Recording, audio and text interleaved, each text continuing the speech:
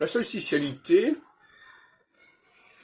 est marquée notamment par une forme d'exhaustivité.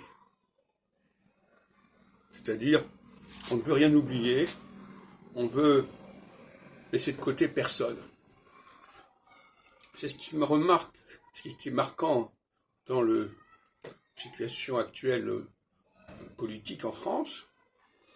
On a eu ça pour les vice-présidents, etc. Tout le monde est impliqué, tout le monde est pris en considération. Alors on nous dit, ah ben oui, c'est le résultat des élections. Mais on ne nous explique pas pourquoi ces élections vont dans ce sens et pas dans un autre.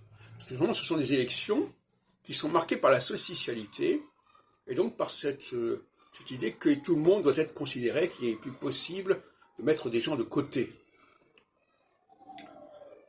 Le problème, c'est que nous sommes en phase de socialité depuis 2018, c'est-à-dire depuis 4 ans, ou 3 ans. Et donc on aurait dû basculer vers la socialité depuis 3 ans. Mais comme il n'y a pas eu d'élection, eh bien il aura fallu attendre 2022 pour que les choses se produisent, si on peut dire, pour simplifier. Donc là, il y a quand même un problème avec la rigidité du système français, du système du quinquennat, qui va interférer avec le bon déroulement cyclique.